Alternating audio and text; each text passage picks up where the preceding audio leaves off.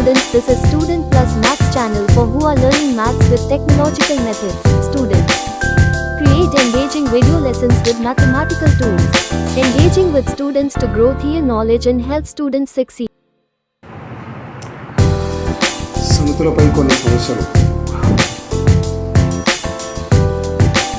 సమితులలో long answer కోసం సాధించడానికి ముందుగా మనం తెలిసి ఉండాల్సింది.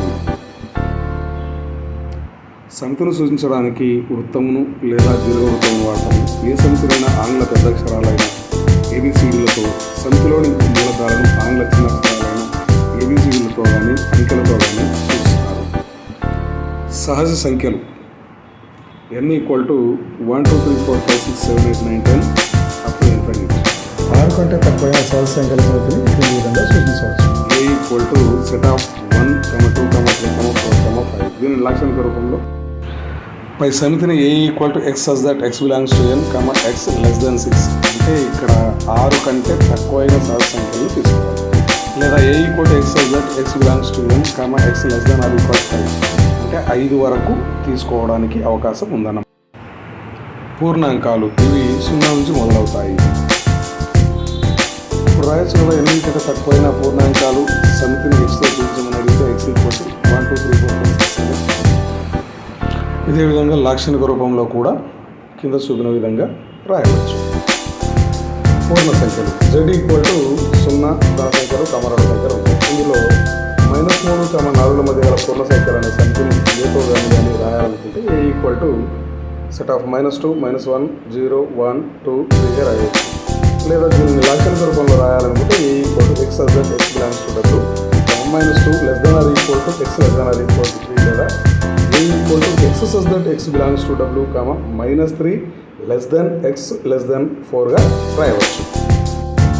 ఇదే విధంగా కర్ణీయ సంఖ్యలు q = q/q, 3, 3 belongs to z, q not equal to 0. ఇవి అంతం కానీ ఆవర్తితం కానీ దశాంశాలు. ఉదాహరణకు 1/2, 7/6.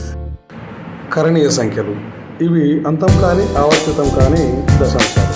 ఇవి సాధారణంగా √2, √3, √5 లాంటివి.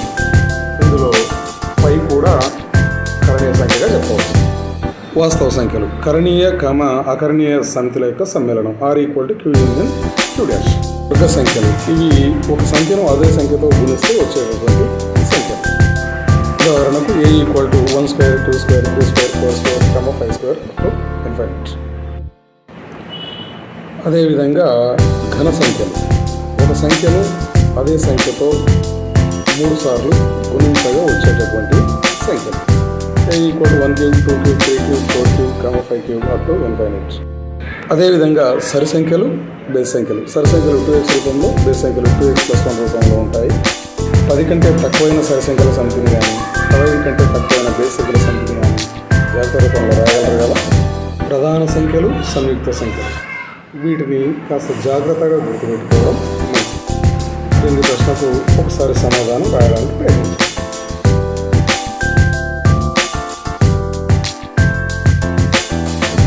కారణాంకాలు ఒక సంఖ్యను శేషం 0 వచ్చే విధంగా భావించే ఏ సంఖ్యలనైనా కారణాంకాలుగా పరిగణించవచ్చు. ఆ రూపు కారణాంకాలు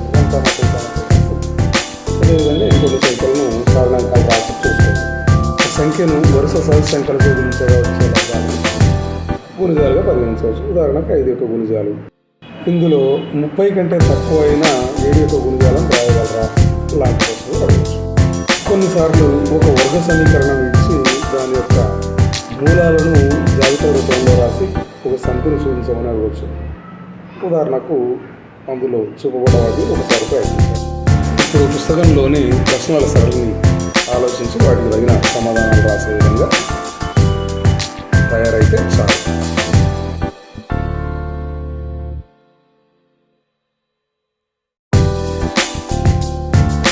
ఉదాహరణకు ఇక్కడ ఒక ప్రశ్న యొక్క సమాధానం ఏ విధంగా రాయాలో, ఎలా ఆలోచించాలో తెలిపే విధంగా ఒక ఉదాహరణ తీసుకోబడింది.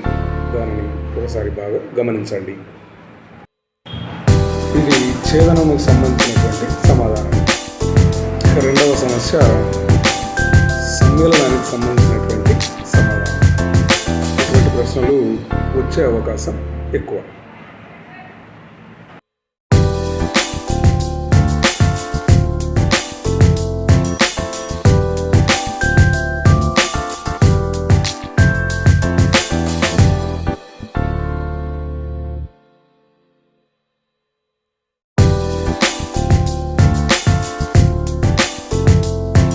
మూడవది భేదమునకు సంబంధించినటువంటి సమస్య, దానికి సంబంధించినటువంటి సమాధానం కింద ఇవ్వబడింది, గమనించండి.